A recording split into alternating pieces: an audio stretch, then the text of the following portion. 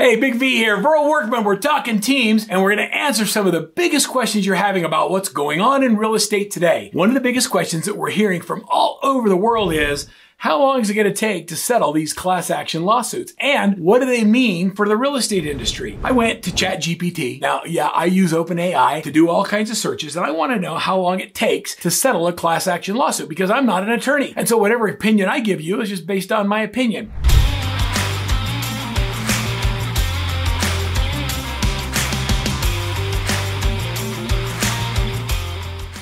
So according to JAT, it says that over the last 5 years, the duration of class action lawsuits varies significantly depending on a variety of different complexities in the case. The number of plaintiffs, the willingness of defendants to settle, the court's docket. However, I can give you a few examples. The Google Pixel settlement that happened in 2021, Google agreed to settle a class action lawsuit that was related to the original Google Pixel smartphone's microphone defects. The lawsuit was filed in 2018 and the settlement amount was $7.25 million. It affected consumers receiving payments ranging from $20 to $500 depending on their experiences. The settlement approval took several months to complete. And it's so from 2018 to 2021. The Equifax data breach settlement in 2019, Equifax settled a class action lawsuit related to massive data breach that exposed the personal information of millions of individuals. The breach occurred in 2017 and the settlement totaling up to $700 million was reached in 2019. So just a couple of years. The settlement provided various forms of relief, including cash payments that affected consumers and credit monitoring services. The distribution of funds and the implementation of credit monitoring likely took some extra time to execute on. Volkswagen's diesel emission, this is one a lot of people are familiar with, the settlement from 2016 to 2019. The Volkswagen emission scandal broke in 2015 involving allegations that Volkswagen had installed software in their diesel vehicles to cheat the emissions tests. In 2016, Volkswagen reached nearly a $15 billion settlement in the United States to compensate owners and lessees of affected vehicles. However, the settlement process extended way beyond a year later with ongoing negotiations and implementation of various components. So it takes anywhere from 2 to 5 years based on previous class action lawsuits. So what does that mean for the real estate class action lawsuits? What do we know? Let me just share with you some things that we know. If you stay attuned to the very end of this session, what I'm going to give you is I'm going to give you what we call is the class action advantage. It's a shift module designed to help real estate agents communicate effectively with buyers and sellers what's going on with the class action lawsuit. And it's going to give you talk points, it's going to give you appointments, and it's going to give you a script to be able to help you message effectively to your clients. So what do we know? In the class action advantage, we know that NAR, the National Association of Realtors, was found guilty, and that companies like Anywhere, Berkshire Hathaway, Home Services of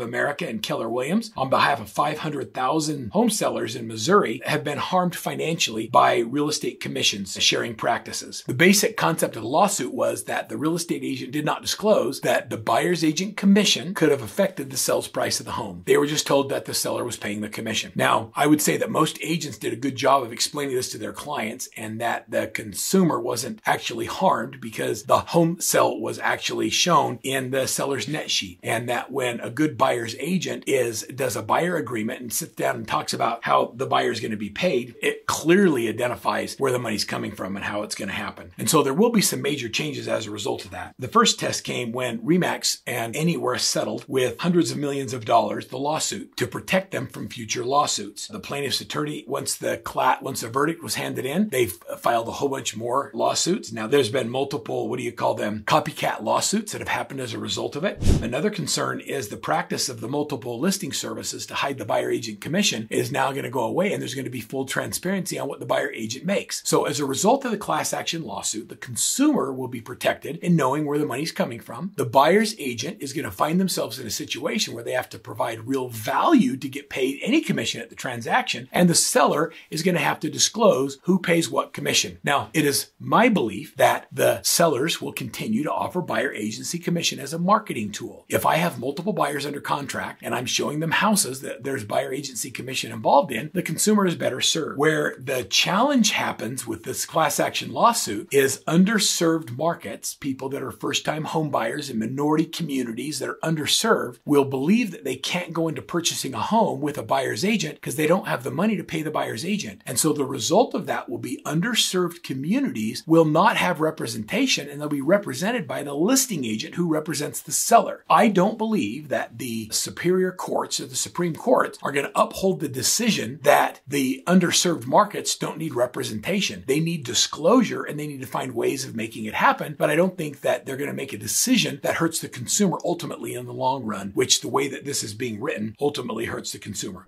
So what do you do? So how do we deal with this as agents going forward, and what's going to be our action items? Number one, I'm going to tell you to avoid talking about discussion between real estate firms. That whole concept of price fixing and deciding what our standard commission is a bunch of crap. Every commission has always been negotiable, and we don't talk about it with other real estate firms. Continue to make it clear to the consumer that all fees in real estate transactions are negotiable. It's your job to negotiate the best fee you can for the services you provide. If the seller pays commission, the final sales price from the home may be increased. Totally makes sense. Just disclose it. Avoid steering your clients. Now, this is a big one for buyer's agents that don't have buyers who have the ability to pay the commissions. I want you to give the consumer the best property for their family, regardless of how you get paid. We can't steer people because of the commission concept. It's so important that you understand, do the right thing always. The money will take care of itself. Be clear with buyers about expectations on commissions. Do a buyer presentation. Sit down and go through a full presentation and be clear with who pays the commissions. Improve the communication between buyers and sellers agents. It's our opportunity as agents to elevate the agents on the other side of the transaction. We often find that transactions are confrontational, and that's not how an industry elevates itself. We have a great opportunity now to elevate the industry by representing our clients who are engaging us to represent them. And we don't do that by slamming the competition or trying to hurt the agent on the other side of the deal.